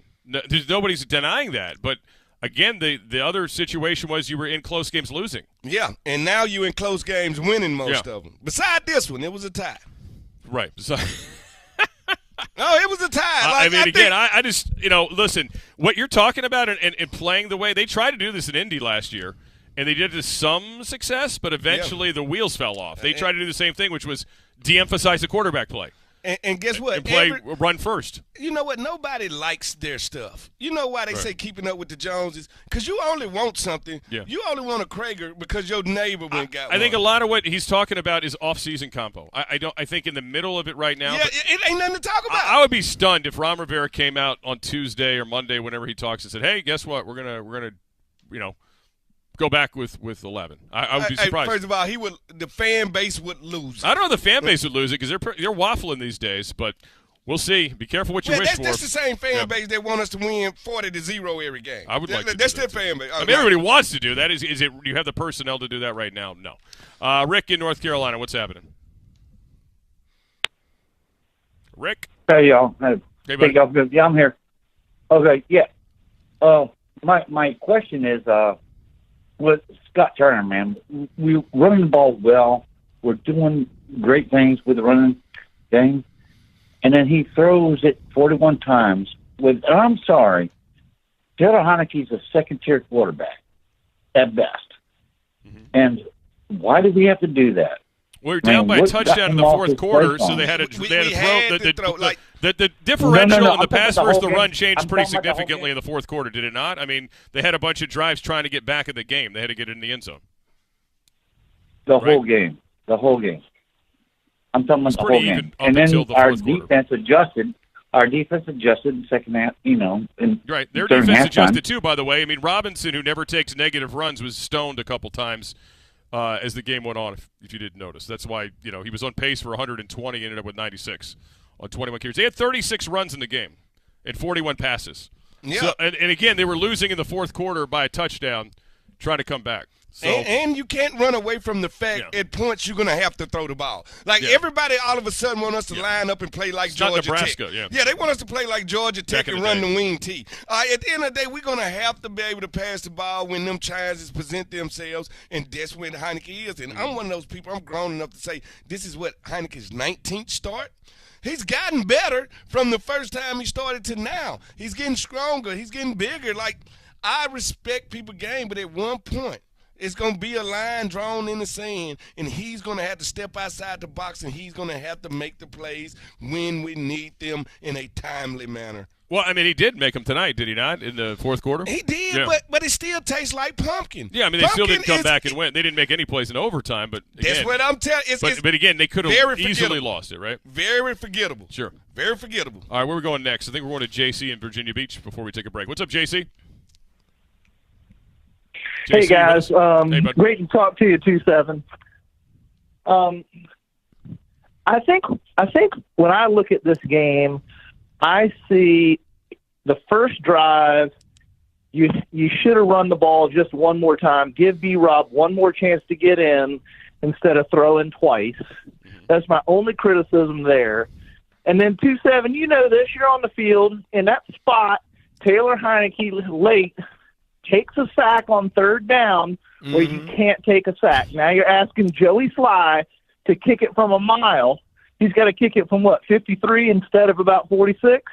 That ball was in from 46, but you take a bad sack, and that's the game. And I think, 2-7, you said it earlier, Heineke's our guy. We're going to roll with him, but there are some times where he's just slow to process what's going on, and he might make a late throw or take a bad sack, and you just got to live with it because that's our guy.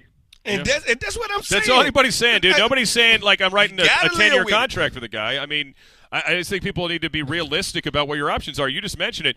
He took a sack there. We're talking about one game and one play. The other guy, oh my God, how many sacks did he take over a same amount of starts? It was like 3-1 in terms of sacks. And in many of those, the line wasn't completely settled at that point, but it's never going to be perfect in the line, right? I mean, so that's what I'm saying. You got to deal with those things. As long as you're true to yourself and know who we are and know who he is, right, that should set your expectations. Because the people that love Heineke really love Heineke. They think he Dan Marino. Right. Now, the people that have their doubts, they also think he shouldn't be a starting quarterback. Yeah, he's a starting quarterback in this league. He's a starting quarterback for this team right now. And he's starting quarterback in this league because I tell people all the time, on this blue planet of ours, we've never had 32 great quarterbacks at one time. We get 8 billion people. We can't find 32 people to legitimately play quarterback in the NFL at one time. So that tells you the ratio. All right, if you're on the lines hanging there, we'll get back some more calls, 800-493-1003. We are brought to you by Window Nation. Buy 2 windows, get 2 free, and pay nothing until 2025. WindowNation.com. We'll hear from Ron Rivera from the podium in a little bit as well. If you're on the YouTube channel, we are glad you are with us. Are we sticking? Are the YouTubers leaving? No, they're gone. I'll say goodbye to the YouTube. Say goodbye to the YouTube. Hey, you know what? Don't like pumpkin and boneless wings don't exist. By the way, some of the YouTubers' comments, they just want to roll the dice on playing Sam Howell the rest of the year. That's what they're going to do. They're going to throw the wild card in there. Let's throw it. Whatever. Who knows who made the playoffs? Let's just throw a rookie out there in playoff, type of game. Sure, why not? Get them shell-shocked. No NFL snaps. Let's just throw him out there. And the guy don't even eat steak, do we? No, he does not. All right. I think he could be good. I don't think you throw him in. He's not ready yet. Don't do that, but everybody loves the backup quarterback. I keep telling you, sexy position in football. He's made no mistakes this year. Thank you. We have not seen him make a single mistake outside admitting that he doesn't like steak. And guess That's the only mistake he's made, and that was a big one. Yeah, who don't like steak? He doesn't love steak. All right, coming up, more calls. We will eventually get back to a little bit from the locker room as well. From earlier tonight, if you missed it, 20-20 tie. Thanks to the YouTubers. They're going to happy hour. We're going to continue on the Big 100 and wherever you may be around the Washington Commanders radio network. And you are listening to Washington Commanders football.